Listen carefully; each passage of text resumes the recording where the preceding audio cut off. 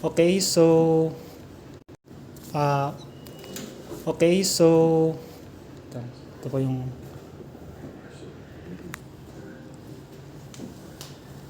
Okay po, so good afternoon po ulit. Pwede po ko first of all, will you please give a short description about you and your business right now? Okay, so ako po si Jello De Jesus. Um, Ako po yung creative owner ng The Barber & Co. Studio.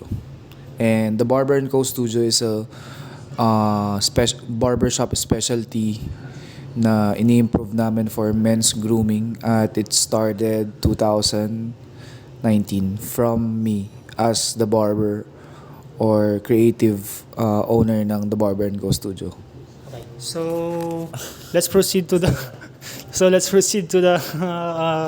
questionnaires po. So first of all, what inspires you to become okay, so ulitin ko po. So what inspires you to become an entrepreneur?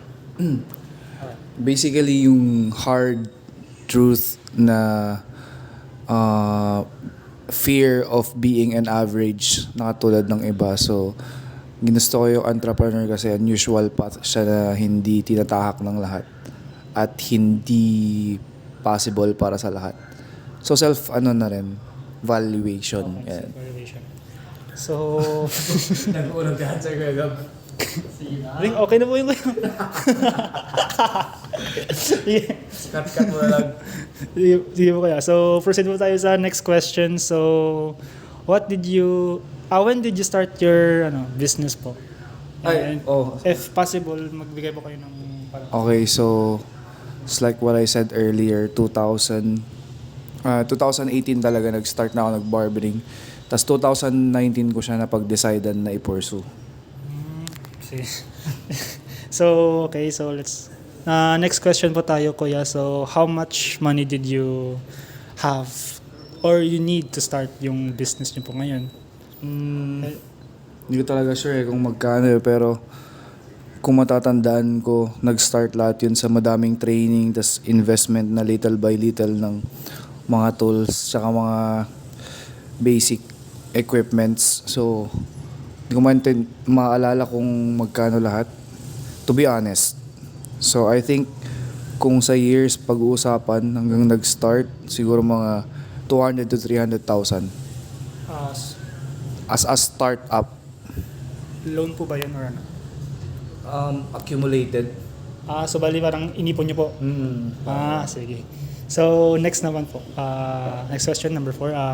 Why did you choose this business po? Yung being a barber. Alright, okay. So, obviously, ang business side ng pagiging barber ay barbershop. So, yun lang yung reason. Wala So- pong like inspiration? Okay. Kung ba't ko pinili itong business na to. So, wala. Galing din ako sa pagiging corporate. Tapos nakita ko lang sarili ko sa pagiging creative as a barber.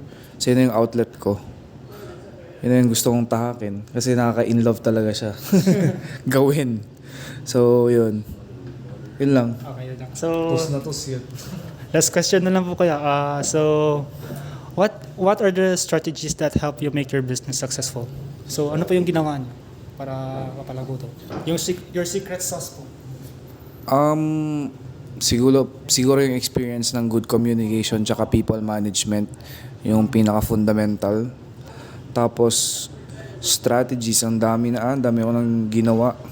Kahit pagbigay na lang po kayo sa example. So social media pinaka-effective ngayon sa pag-i-introduce tsaka pag-market ng madaming customers or buyers or consumers kung saan man field. So yun, social media marketing. Yan ang pinaka-effective ngayon. Okay, Sa ngayon. Sa ngayon. Oo.